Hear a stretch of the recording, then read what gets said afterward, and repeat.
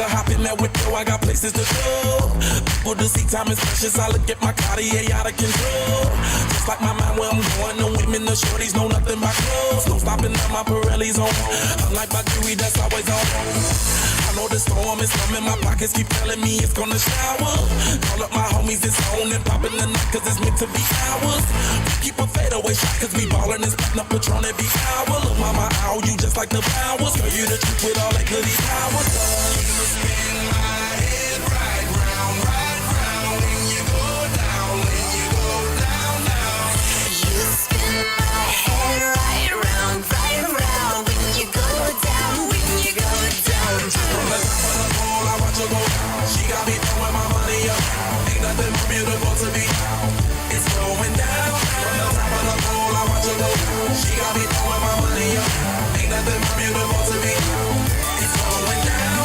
Hey, shawty must know I'm the man. My money love her like a number one fan. Don't open my mouth, let her talk to my fans. My Benjamin Franklin's. I'm in the days that bottom is waving at me like, damn it, I know you. You run the show like a gun out of holster. Tell me whatever and I'll be your gopher. You spin my head right round, when you go down, when you go down, down. You spin my head right round, when you go down, when you go down. From the top of the pole, I watch her go down. She got me throwing my money up. Ain't nothing more beautiful to me. It's going down. From the top of the pole, I watch her go down. She got me throwing my money up. Ain't nothing more beautiful to me.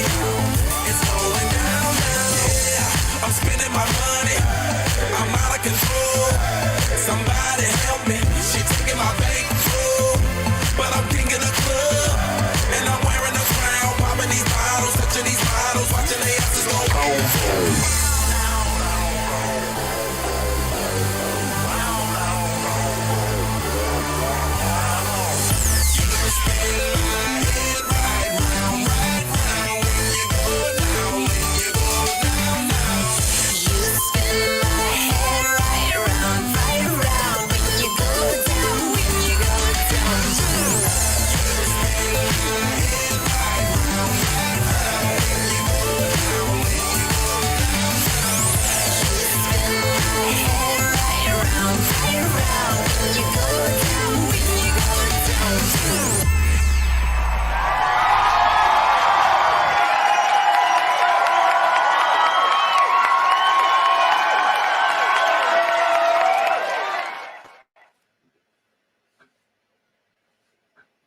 All right. Hello, everyone. My name is Diamond Rivera, and this is the Live Discussions with Diamond podcast, coming to you from New York City.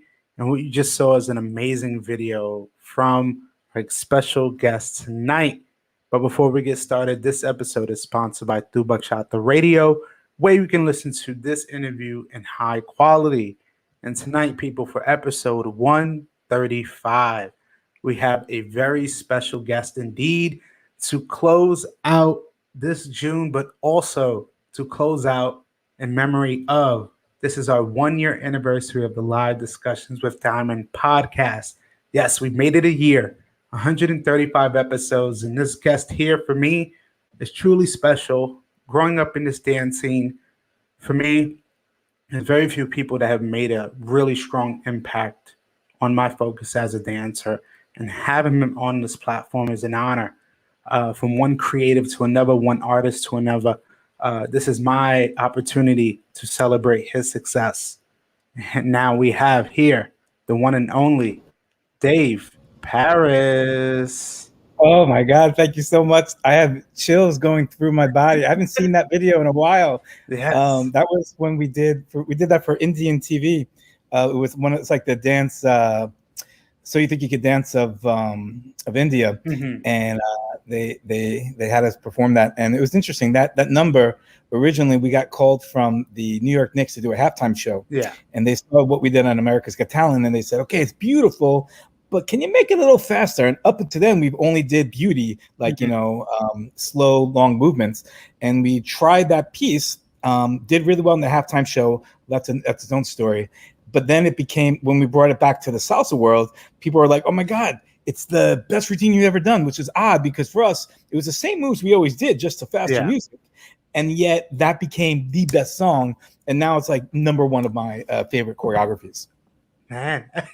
And Dave, honestly, again, like I said earlier, it really truly is an honor for me growing up in this scene and seeing you perform Congress after Congress, headlining show after show for me, but also recognizing for me how much your choreographies, your style has really impacted the dance scene immensely, especially when it comes to tricks and lifts and the cabaret scene.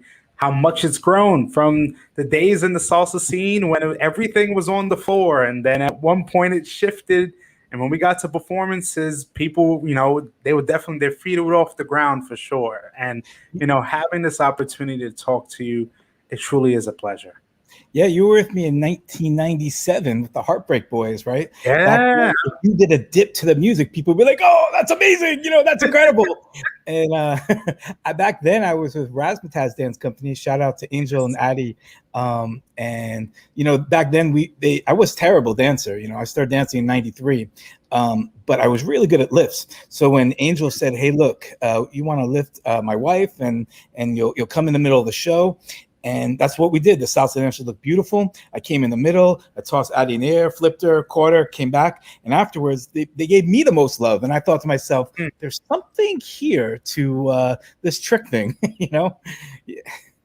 Man, absolutely. Hearing that, realizing too how far back as well, because many people see salsa now or bachata or just dance in general, see how mainstream it is. But remembering of years ago when you were lucky if you can get a video camera and capture those moments and those initial memories. And, for me, always as every guest that comes here, how I love to start is really kind of taking it back before dance, before the artistry, before the performances, before the lifts.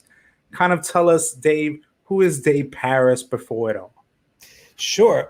Well, I'm a New Yorker. I grew up not understanding at all the salsa music or any Latin music. New York to some degree is somewhat segregated, and I would hear the music but not understand it. Then in college, I came back and I was a teacher in the South Bronx, and all my students' parents spoke Spanish. So I thought to myself, "Oh boy, I better learn Spanish." I went to Guatemala for 3 weeks and really did the best as I could. But I saw this really ugly guy at the club one night dancing with all these beautiful women. And I thought to myself, "Oh my God, I got to learn how to do this." I didn't understand the music, but I understood the possibility. Yes, the opportunity. Oh my God, this is the best, So I came back to New York. I took first class with Rosa, who's passed away. Used to teach at Dance New York. What's I think that's the name of it. My memory is not so good right now, but the ballroom place.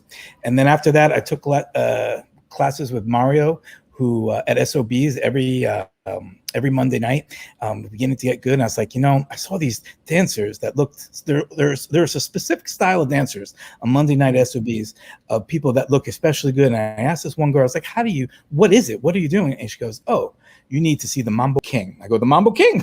I go, "Who's that?" That sounds perfect, So this is 1993. I started 1994, I think. And I started taking classes with Maria. Maria is my godmother. She is many of our godmothers who started with her. She brought me along with the basics, and there was always this excitement. She'd be like, "All right, Dave, you're almost ready for Eddie's class," and there's this like intrigue. And I used to go 4 or 5 times a week, terrible at it, but I was committed. And then eventually made it to Eddie's class after 6 months, his beginner level class, and took class probably for about 4 years, obsessed with it, got myself out on the dance floor, not that good, but absolutely determined. Then eventually joined the Razzmatazz student group, then became part of their senior team, became their lift specialist, and things took off from there.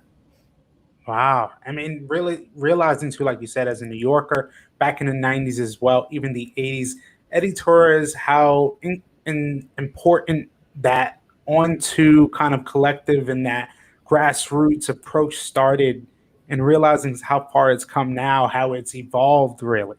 I mean, for me, hearing you and seeing, kind of visualizing those memories of you in those initial classes when those Eddie Torres dances are starting up, and really now salsa's getting into the mainstream with Tito Puente. And what were those feelings like, really, if I could ask, really in the 90s with kind of the salsa scene, with it kind of Yeah.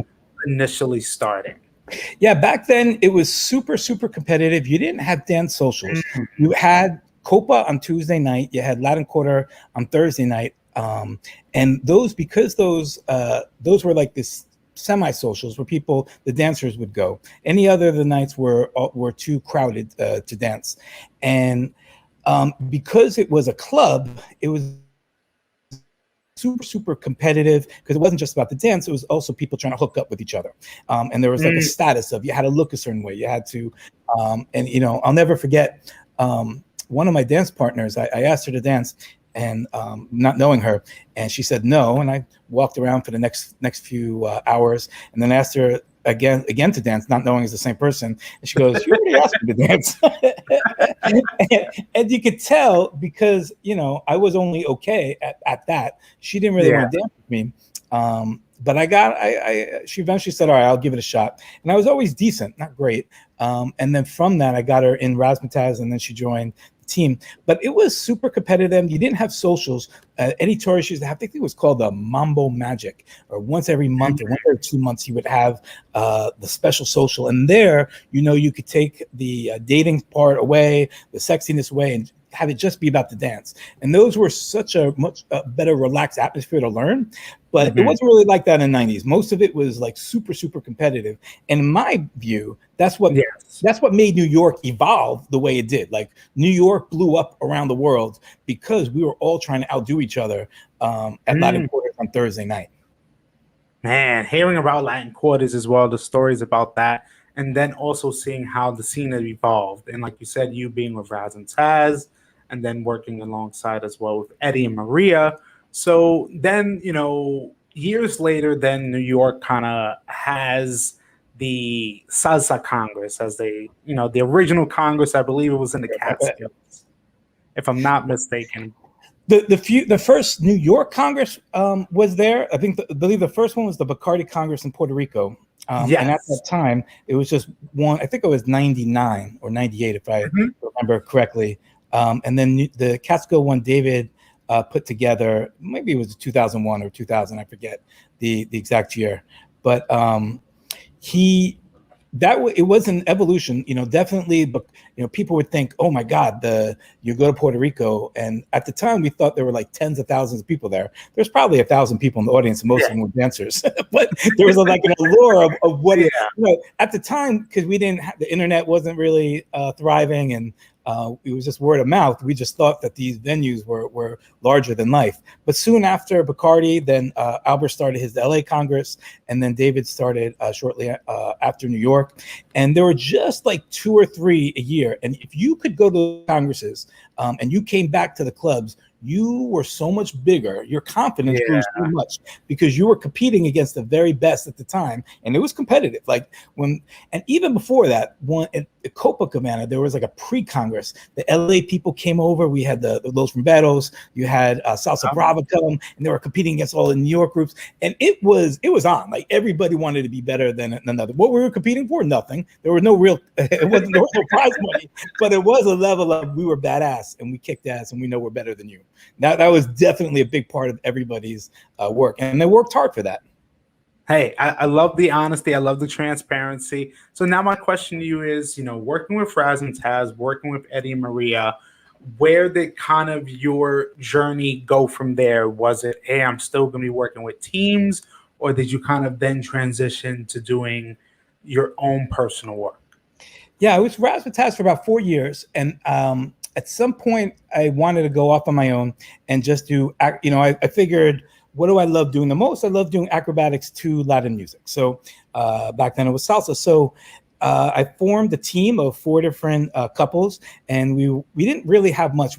Our best base of knowledge were videos of people, and we would just try things out and get bruised up all over the place. But once in a while, we would get lessons. One guy was also passed away, Louis Rosa, would teach us. One of the Carolyn Grimaldi knew him. He came over and he's amazing. He came into the lesson. He took off 17 gold chains, his leather jacket. And this guy was tough, man. I was like, oh boy, it's going to be something. But he turned out to be this.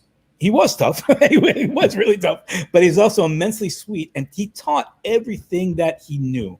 And he came from the hustle era. Angel came from the hustle era of where lifts were really big, Billy's in the hustle era. So there's a whole slew of all these great turn patterns, but also lifts that came from that era.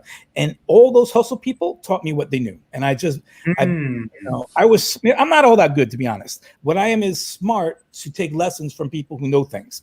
So back then I would take lessons from everybody. My second, or probably my third father, was Artie Phillips. Artie Phillips also passed away. I hope I do him justice to pass the knowledge that he taught me, which was, to make sure that when you're dancing with your partner with acrobatics, that the guy isn't throwing the woman, that you're looking for a dance through acrobatics together. That lifting is not about just throwing. Lifting is about using a partnership. And when I learned that, it was like learning a whole new dance style. And that if you do that well, you can see the difference. You always see it on stage when people are like, oh, like this, or when there's an ease. And he taught me, no, when you do it smoothly, you're going to be doing it like a dance. And that's where I started doing that for about 3 or 4 years. Then Louis Rosa's dance partner, Ava, broke up. They broke up. And then I started dancing with Ava, which was like, oh my God, I'm dancing with my teacher. And she taught me a level of professionalism that was incredible. Then she introduced, we did some instructional DVDs, not 9 of them. No, is that 9? 7 of them. And from those DVDs, we would like travel around the world, we were doing good shows, not the best shows in the world, but at the time they were very good, and really pushing or marketing ourselves as the lift teachers. And she's doing, at that point, she had been doing it for 20 years. So for me, it was quite an honor to work with her. But she lived in San Francisco, so we could just get us to a certain level. Then I was like, over that time, in between salsa dancers, I worked with about 15, I performed with 15 different people over the years. I had 25 different partners, and most of them wouldn't last very long. People, especially salsa dancers, I remember one partner, we worked together for a year. We got on stage for David Melendez, the Boston Salsa Congress. We nailed it, standing ovation. And she said, okay, I'm done. I'm pursuing my acting career now. And I was like, oh my God, we just and it's tough because in salsa, you can just kind of pick up somebody and you can make it work, but acrobatics, it kind of takes a while to mesh, right? Yeah. I mean, hey, doing acrobatics, but realizing how you were able to mesh that within the same community you're a part of, which was kind of slow to pick it up. I mean, there's always been some type of cabaret, but really most people knew salsa is kind of on the ground. That's right. Then you really, for me, I would say in the mid 2000s, that's where I saw for me now the shift of now things are starting to get higher. Now groups are looking for intent to create that standing ovation effect. They're looking now for the newest thing, and for me, then also seeing you as well with your partner. How were those initial experiences like? Going from Raz and Taz and working in the salsa world to now performing a routine that really isn't salsa based. No. Yeah, it's a great question because New York was known. I mean, now you have phenomenal dancers around the world. But back then, New York had its own style that nobody could match. Only if you were training in New York would you do that. And in New York, it was all about being smooth in your partner work. Tricks were like you wouldn't even do a dip in a New York routine. It was shines and spins and that was it, right? So you remember that, right? So yeah, anytime I was seen as quite the anomaly, like, oh boy, who's this? First of all, I'm white, so that's already setting out like, what the hell is he doing on stage? There weren't too many white guys there, And then I'm doing lifts too, and not only am I doing 1 or 2 lifts, the whole routine is lifts, So it's like, and it was funny because at the time I love salsa dancing. I'm also salsero, and it's the thing that brings me to probably some of my biggest joys in life. And I wanted to express the music, but I thought I could do it in a way that was different. And did people accept it? No, absolutely not. I thought it was worthy of getting the highest stage, but I'd have to fight for a Friday night slide at a Congress. And I remember begging David Melendez. I was just like, David, put me on, man. See the show? I would do a show for one of his socials and say, can't what do you think? And he goes, Dave, look, man, everybody has an asshole. This is just my opinion, but it's okay. But it's just not good enough yet. And it was immensely frustrating to put my best effort and thinking doing something that was great. In retrospect, it was pretty good, not great. But it was only when I met Zoe, when I gave up on training salsa partners to dance salsa. I said, let me find an acrobatic person to dance salsa, and I'll teach her salsa. So I met Zoe. She was a circus performer in New York City, and almost immediately, we did a competition in about 3 or 4 months in LA, half salsa and half acrobatics. I think they disqualified us because they said it was too many acrobatics. But at that moment, it's true. I didn't think so, but I wasn't the judge. But at that point, we still didn't receive success until Zoe convinced me. She said, Dave, we're doing the wrong thing here. And it's Artie Phillips, too. Artie Phillips was my instructor, and he my guide, spiritual guide, an artistic guide. He told me, you keep trying to fit within a box. Have people come to you. You don't go to them.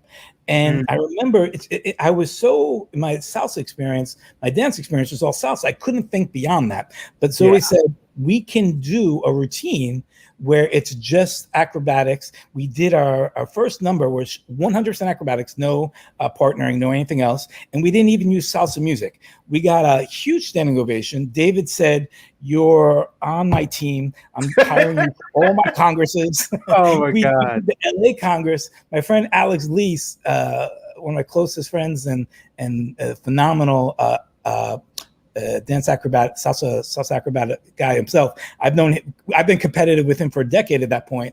And he said, dude, you left no chicken bones on that floor to eat. I'm so proud of you, And so at that moment, we came from not somebody you would talk about to suddenly getting standing ovations and then closing shows.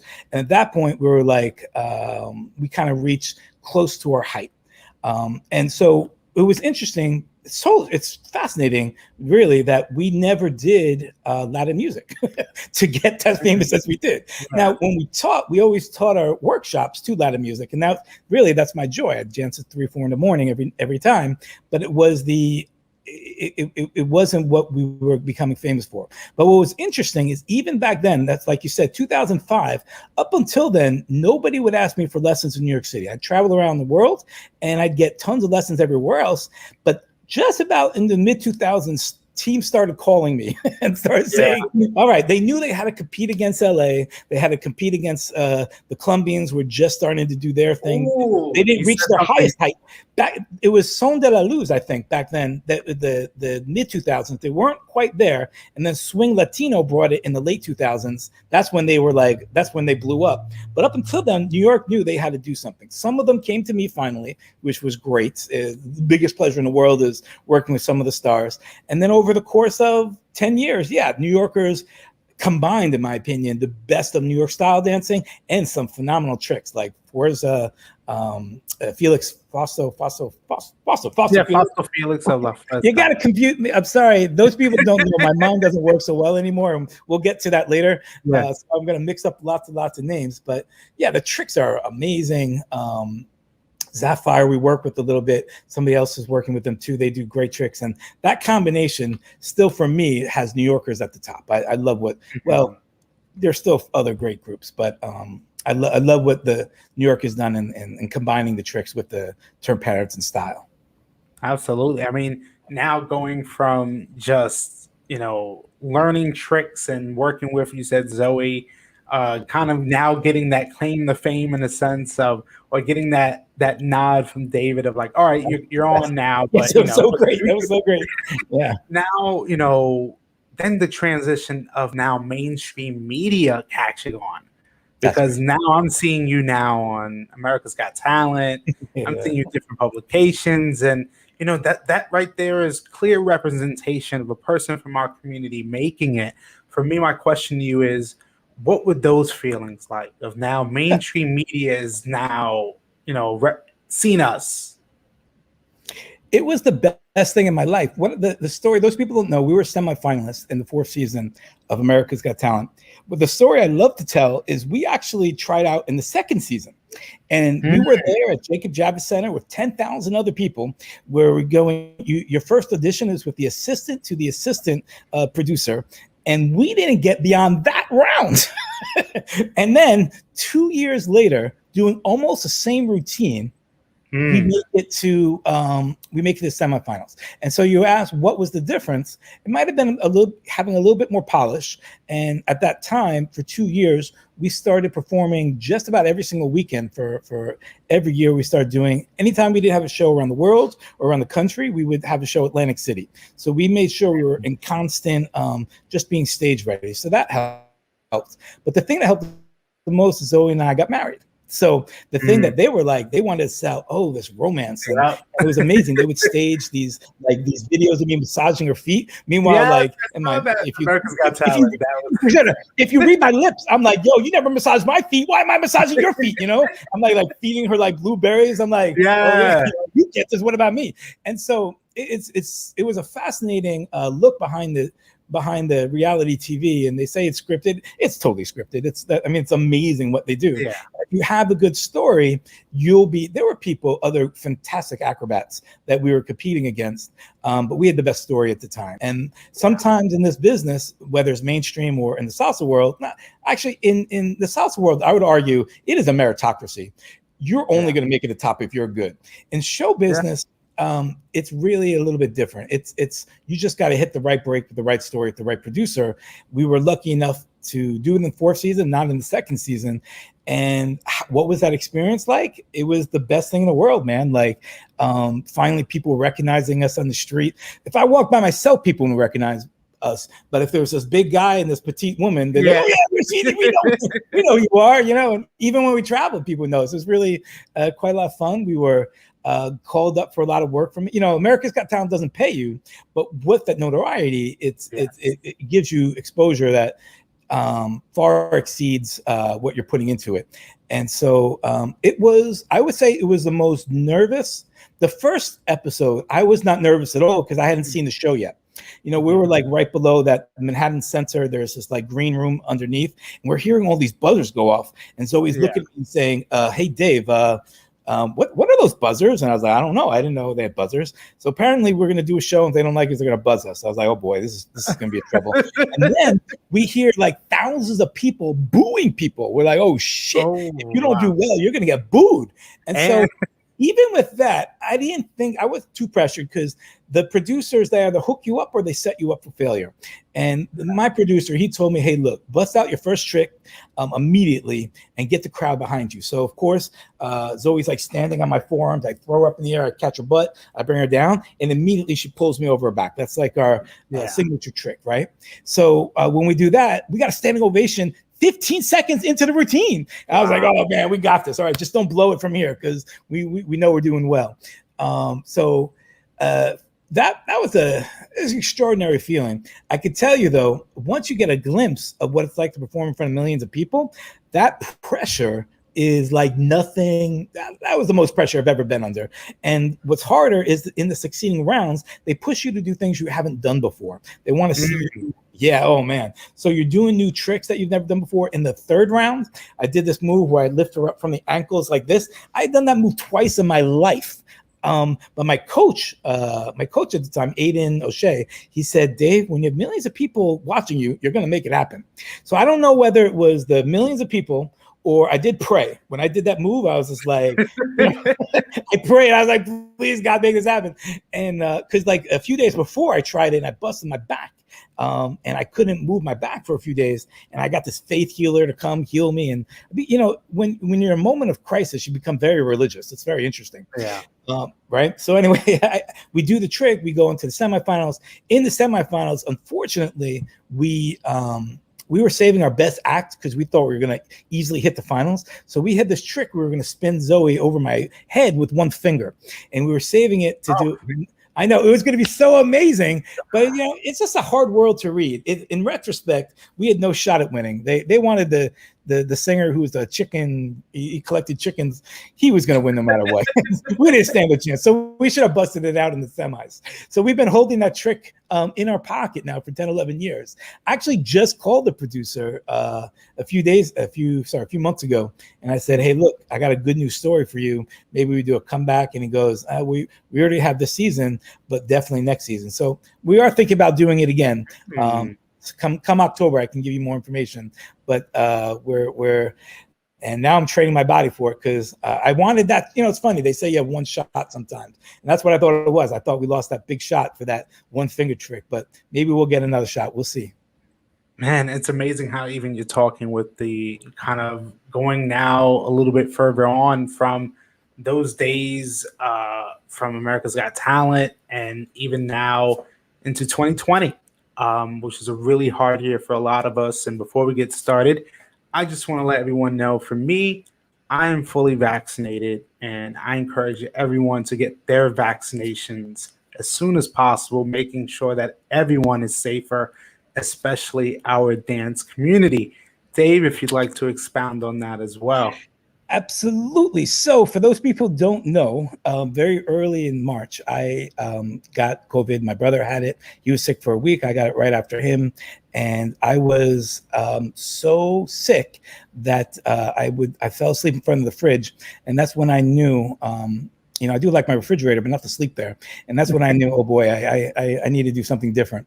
And I was like, I got up, I couldn't breathe. And I went to the hospital, and sure enough, I had COVID. I didn't know. I was there for a few days.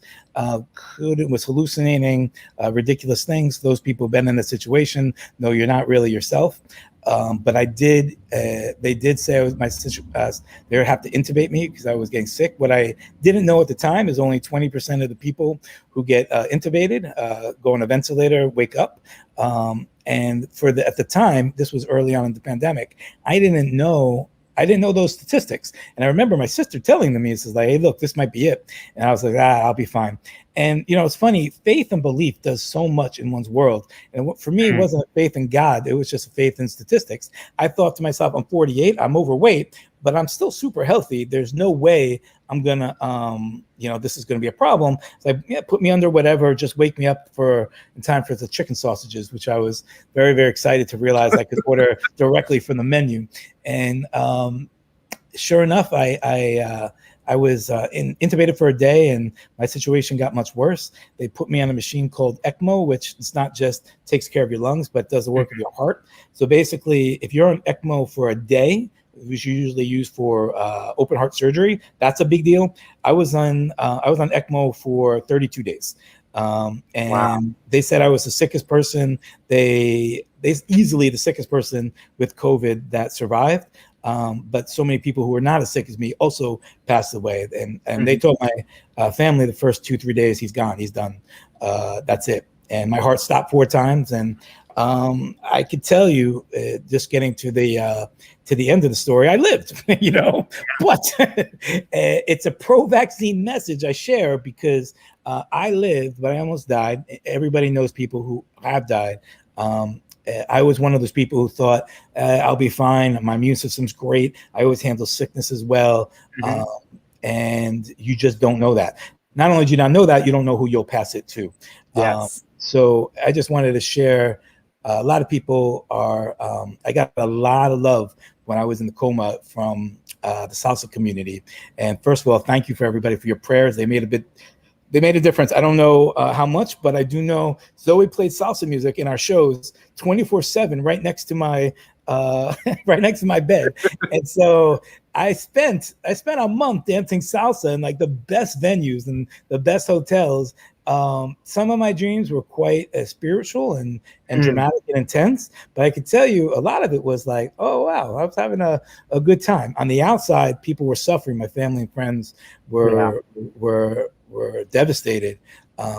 And my experience, I put it when I woke up, the very first thing I thought was I need to tell people I'm okay. And if you look on, I don't know if it's on YouTube or somewhere, Mm. But there's a message. It's on my Facebook, I think. But there's a Facebook around message somewhere in late May of 2020 where I'm just like, I'm okay. And it was weird because when I saw it a few months later, I was like, oh boy, I didn't look okay. I looked like a ghost and barely alive, you know. Oh, Angel says hi from Yeah. That's my second father. Angel's a beautiful story. He the first time I saw myself on a video, I immediately, back then we didn't tape our shows, and somebody taped our show with and showed it to me, and I called Angel up and I said, dude, I'm done, man. And he spent 3 hours on the phone with me saying, dude, you can't give up. This is just a stepping stone for you. It's an obstacle. You'll get over it. And I actually said, no, I quit. I'm done. I'm terrible at dancing. And for many, many days, he just kept calling me to not give up. And he's a special human being. Those people trained under him. It's not just a dance teacher; he's a spiritual teacher. So I love you, Angel. And yeah, so back to the coma. I had a lot of crazy dreams. I faced death. I thought at the time I lived, right before I went to the coma, I thought, I've had a pretty good life. I had great stage shows, good job, lots of friends. And I was heading like kind of downwards in my life and thinking, I became pretty much, Zoe and I split in 2010 or 2011. I think it's 2011. And life for me did go down from that. I worked with other people, put teams together, but nothing gave me the taste of what Zoe and I did.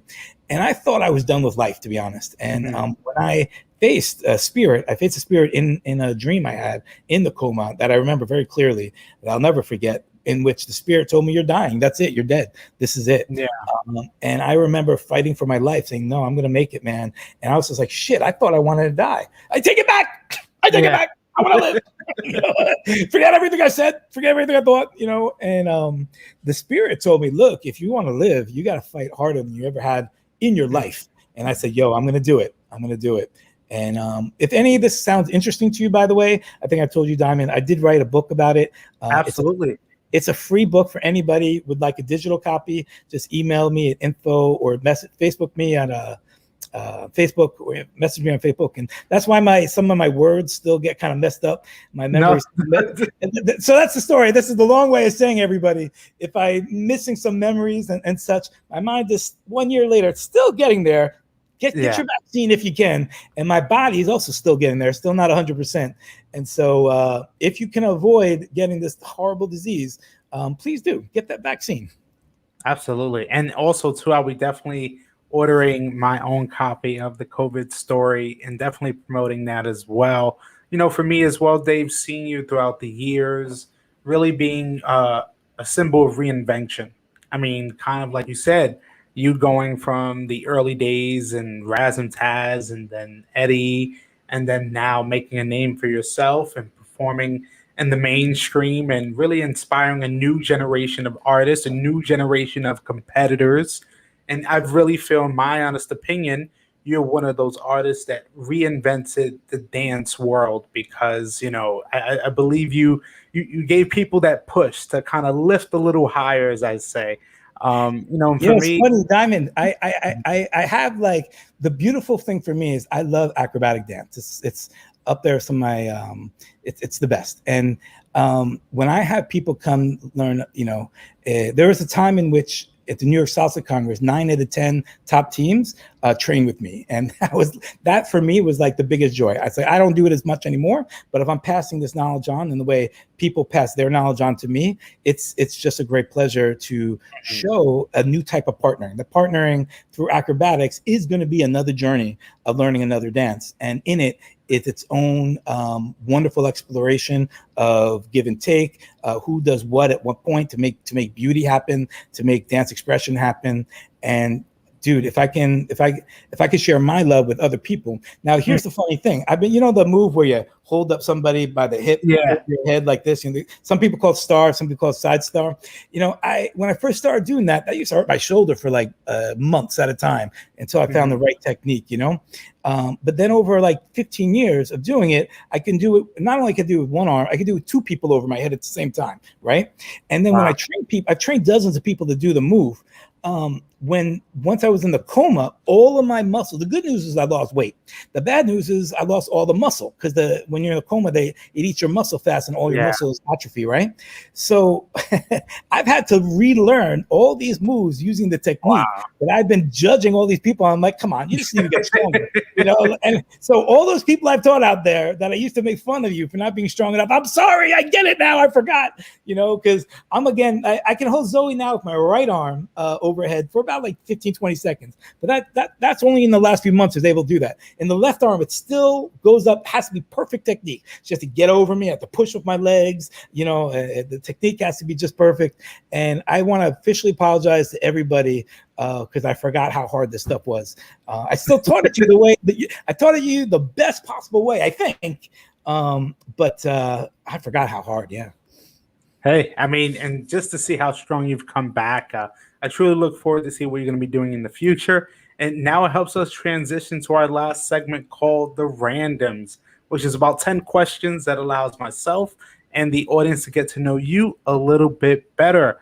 So all I need to know, Dave, is when you are ready. I'm ready. All right. Number one, if you could have one meal right now, what would it be?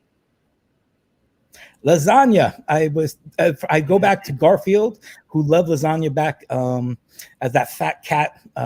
And once I was introduced to that was my inspiration. I haven't forgot it 50 years later. Man. All right. Number two, out of all of the dancers that you've trained, give me one dancer that sticks out in your brain. I'm gonna say Isabella. She was on your.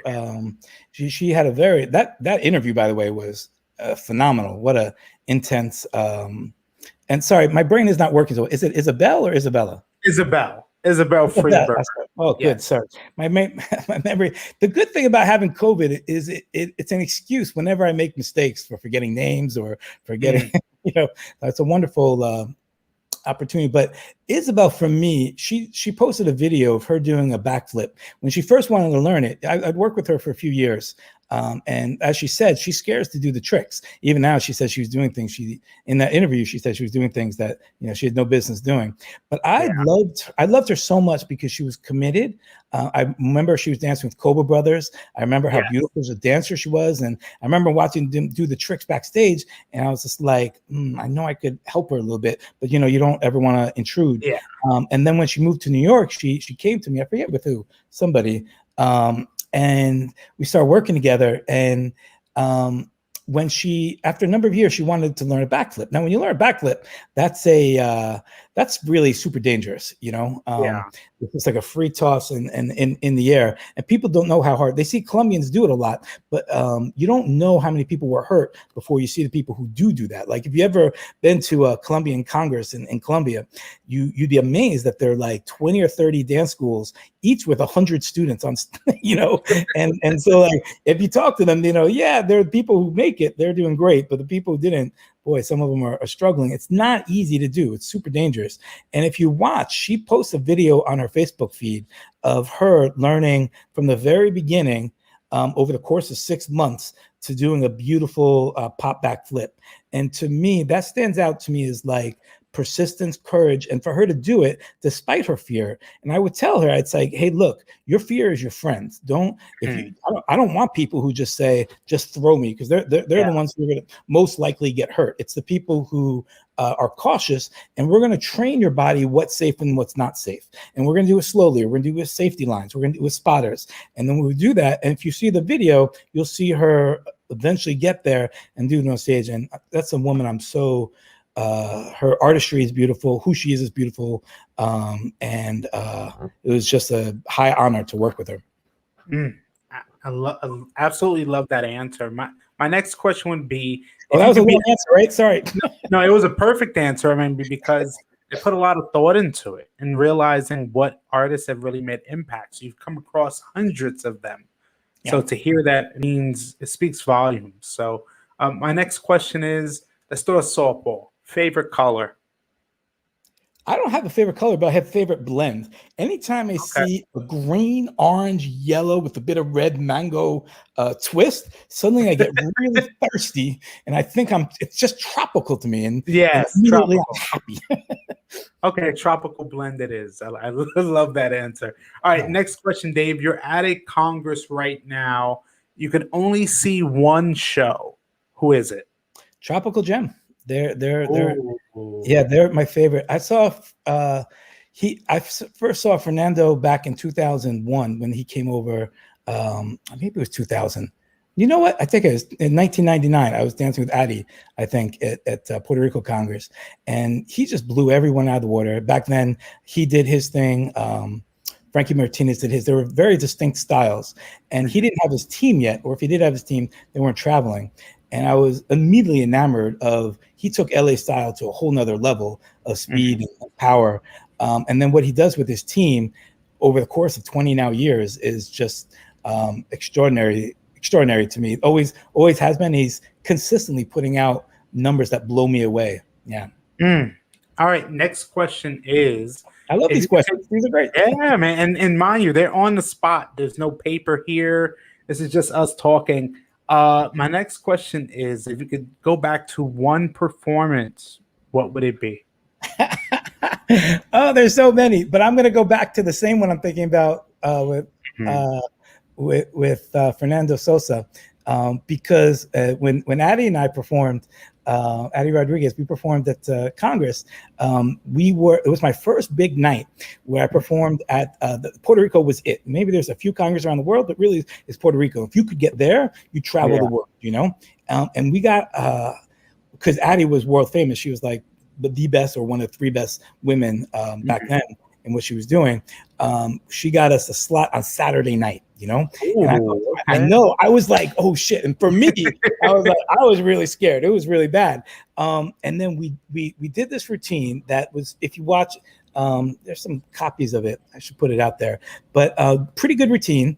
And then she does a snake. So she comes from the overhead press around the back and then around this side. And then she's supposed to come back on this side. And then I notice she's not there. And I go, oh shit. And you know, it's funny. You can feel the audience went from like a good buzz to like, wow, this is a great routine, or good routine maybe, to silence, you know? And in that moment, I looked down at her and she smiled and started laughing. I knew I blew my biggest opportunity for success. And I guess she knew it too. And she was just smiling and laughing. I picked her up. We nailed the end of the routine, got a standing ovation for finishing it, because the salsa supporters are great at supporting performers when they make mistakes to just keep going. But it was also a genuinely great routine. And I'll never forget, later that night, Fernando Sosa saw me and goes, yeah, good routine. And he knows who I am. I'm so, like, I made it. And from that moment onwards, there was a confidence in me in salsa dance and in the rest of the world, where I knew I achieved something that I always felt not enough. And when I had that experience for the first time in my life, I was like, oh, I actually am enough. I don't have to do more. I did more, but after that, I didn't feel like I needed to. So that, for me, that performance stands out. And thank you, Addy, wherever you are, I think in Florida, for that graceful comeback of a very difficult moment. Oh, man. All right. Now, this one can get a little bit spicy. Performing in the States or performing overseas, what do you enjoy most? Well, it depends where, right? If you perform in Germany, if you get an applause like this, that's like a standing ovation, you know? So, you know, the States has the best level of enthusiasm. If you perform in some of the Northern European countries, they're a little more reserved. So it just depends where you're going to go. But I say my favorite place, India was my number one favorite place to perform, because the enthusiasm was there. I also love the food. And we've been there 4 or 5 times, I think. And Angel says, please, I don't have that show, Dave. Oh, I'll send it to him. Yeah, great. So India would be number one, or any of the, it was amazing for me growing up, I used to have this thing. So many women, before people knew who I was, would not dance with me, right? Because they didn't. Back then, there was pressure, and then all of a sudden, I would travel, do these shows, and there would be a line of people dancing for me. And that experience would absolutely mean like traveling around the world, definitely better than the United States in that way for the social dance. But for enthusiasm, nothing beats a American audience. I love that. All right, next one is you're at a salsa social right now, and you can have one follow. Who is it? It's Jamie Matos. She's It's funny for those people who know she's Caribbean soul. One of the it's funny. We did I've always been enamored of her, and then once we did a show together. Did you ever know that? I didn't know that. Yeah, most people don't know that. We started working each other for a little bit. Then her wrist got sore, and I was working on circus stuff, so we couldn't do any more. But we started working together for about a year or so. And we won this competition once. And she said, I learned very early on that when you do a competition, don't bust your tricks out. Because once I did this show in the Bronx, this competition, and this 7-year-old boy and a grandmother with Puerto Rican shirts and flags on them beat me doing all these tricks. And all they did was a basic step. And I learned very early to win these crowd competitions, you got to win them over and not show them up. So Jamie, in the first round, she just did. She's so smooth. She's the smoothest dancer in the world. She enamored everybody. We got to the second round, and then in the second round, the other couple busted out some tricks, and we looked at each other. We laughed. We were like, all right, just wait. What happens? We get on the stage.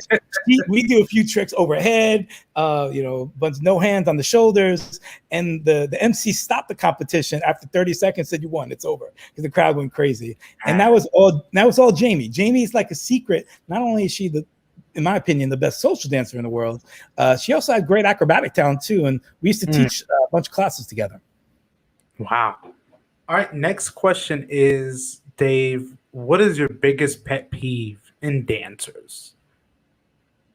Pet peeve in dancers. Well, I'm going to say something critical, which is I learned Zouk in the last few years. When I go to a Zouk social, I never experience a higher level of people who allow beginners to involve themselves in the dance. And I know for me, when I was a salsa dancer, people were very, very particular about who they would dance with.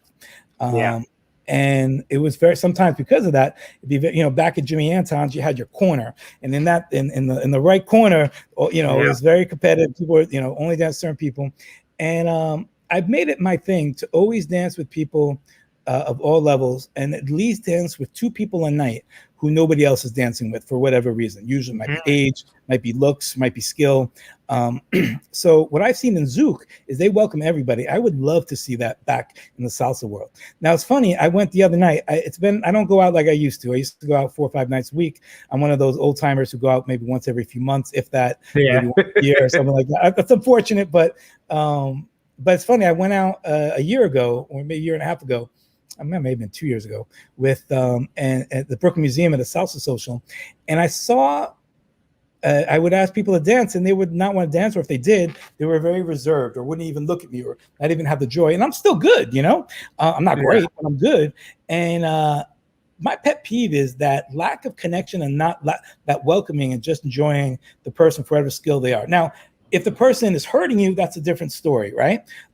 And so, of course, that involves its own story.